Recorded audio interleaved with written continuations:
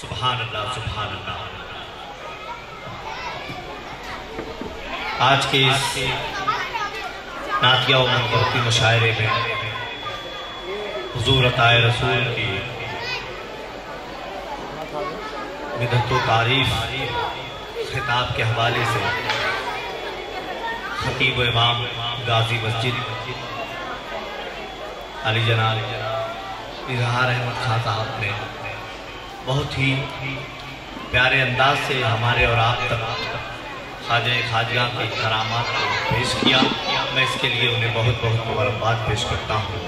آخر میں انہوں نے اپنی گفتگو کو یہاں ختم کیا کہ نعت پاک ہمیشہ سے تھی، ہمیشہ رہے گی، اور آج آپ اور ہم نعت پاک کے اس مشاعرے میں رحمت عالم صلی اللہ علیہ وسلم کے ذکر کے فیض و برکات کو حاصل کرنے کے لیے اکٹھا ہوئے ہیں۔ کوئی رسول نہ آیا میرے رسول کے بعد، کھلا نہ پھول کوئی آمنہ کے پھول کے بعد۔ کوئی رسول نہ آیا میرے رسول کے بعد، کھلا نہ پھول کوئی آمنہ کے پھول کے بعد۔ زمانہ لاکھ بناتا رہے اصول مگر اصول ہی نہیں اسلام کے اصول کے بعد، اور چلے گا نعت کا یہ سلسلہ یوں ہی واحد، چمن میں جس طرح کھلتا ہے پھول پھول کے بعد۔ آج یہاں پر نعت پاک کا سلسلہ آپ اور ہم سنبھالے ہوئے ہیں۔ یہ بڑے قسمت والوں کے حصے میں یہ عمل آتا ہے۔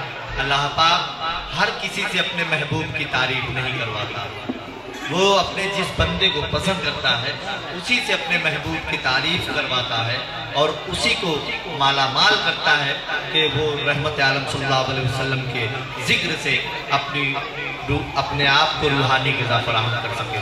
میں عالم نظامی صاحب تک اگر میری آواز پہنچ رہی ہے تو میں ان سے گزارش کرتا ہوں کہ وہ ڈائٹ پر تشریف لے آئیں، اور آپ حضرات سے گزارش کرتا ہوں کہ یہاں تمام کرسیوں پر لوگ بیٹھے رہیں تب یہ مشاعرہ کامیاب ہوگا، ایسا نہیں ہے۔ اس لیے کہ ہماری تو تاریخ ہی 313 والی ہے کہ ہم ہمیشہ کم رہ کر طاقتور ہوتے ہیں اور فتح یاب ہوتے ہیں۔ تو یہاں جتنے لوگ بیٹھے ہوئے ہیں یہ میرے لیے بہت کافی ہیں۔ آج کے اس نعتیہ مشاعرے میں یہ لوگ کافی ہیں۔ سب سے پہلے تو جن کے زیر سرپرستی آج کا ایک پروگرام رکھا گیا ہے، علی جناب پیر طریقت پیکر خلوص و محبت عطائے صابر پاک حضرت الحاج سید اسلم میاں قادری صاحب، وہ بھی میرے سامنے تشریف فرما ہے۔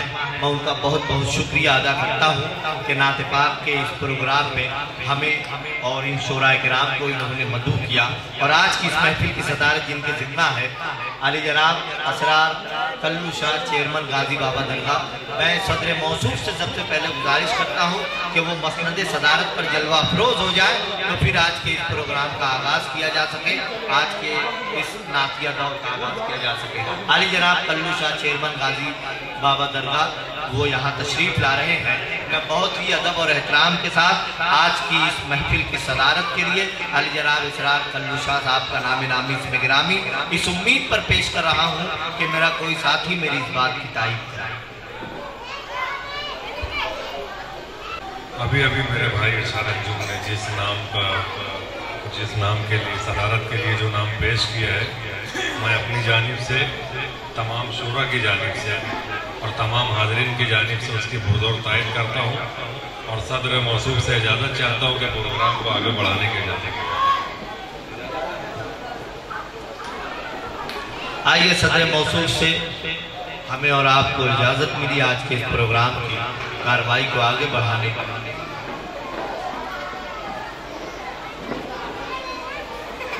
دوستو اب آغاز کرتے ہیں ذکر رحمت عالم صلی اللہ علیہ وسلم۔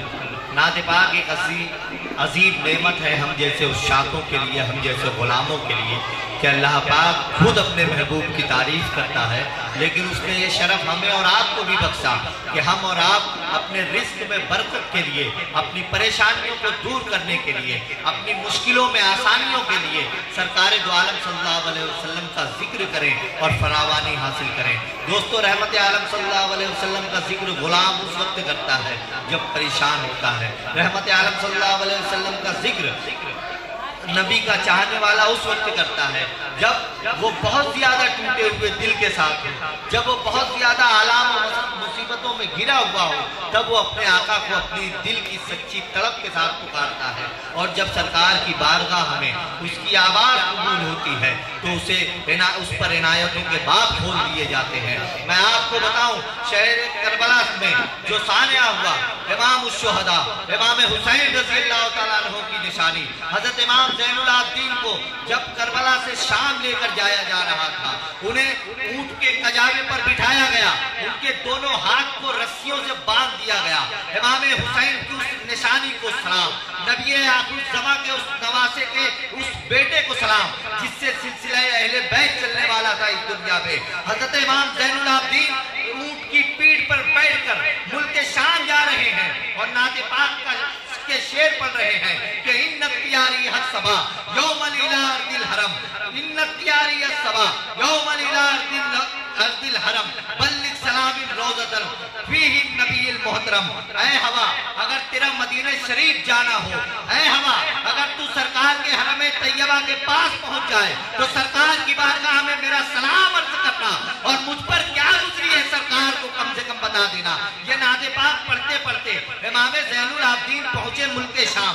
اب میں اس واقعے کو، حضرت خواجہ غریب نواز کا جشن ہے، میں اس واقعے کو یہاں سے آپ کو جوڑتا ہوں۔ ایک مرتبہ خواجہ خواجگاہ اپنی آب و تاب کے ساتھ، پوری شان و شوکت کے ساتھ اپنے حجرے میں تشریف فرما ہے۔ ایک نابینا شخص چلا آیا سرکار غریب نواز کی بارگاہ میں، دونوں آنکھوں سے نابینا تھا۔ سرکار غریب نواز کی بارگاہ میں آ کر ادب سے اس نے سلام عرض کیا اور کہا، اے عطائے رسول، اے خواجہ خواجگاہ، میرا جی چاہ رہا ہے کہ میں آپ کو کوئی نعت پاک سناؤں۔ حضرت خواجہ معین الدین چشتی نے کہا کہ اے نابینا شخص، اگر تیرا جی چاہ رہا ہے نعت پاک سنانے کا تو میرا بھی جی چاہ رہا ہے کہ میں نعت پاک سنوں، اب تو نعت پاک سنا۔ تو اس نابینا شخص نے وہی نعت پاک سنائی جو نعت پاک امام زین العابدین نے کربلا سے شام جاتے ہوئے کہی تھی، ان تیاری الصبا یوم الارض الحرم بلغ سلام روضۃ فیہ النبی المحترم۔ امام زین العابدین کی اس نعت پاک کو روتے ہوئے اس نابینا شخص نے جیسے ہی خواجہ معین الدین کے سامنے مکمل کی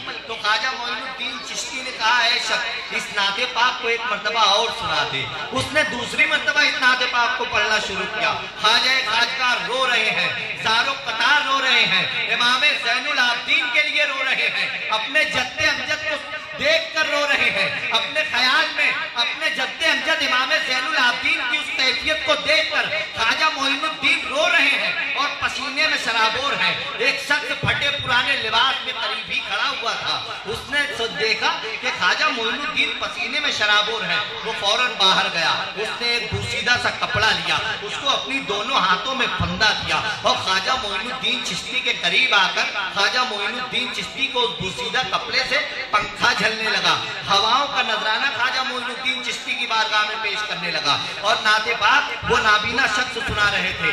دوسری مرتبہ نعت پاک مکمل ہوئی، خواجہ خواجگاہ نے پھر کہا، اے نابینا شخص، ایک مرتبہ اور سنا دے، ایک مرتبہ اور سنا دے۔ ایسے کرتے کرتے خواجہ غریب نواز نے پوری رات وہی نعت پاک سنی۔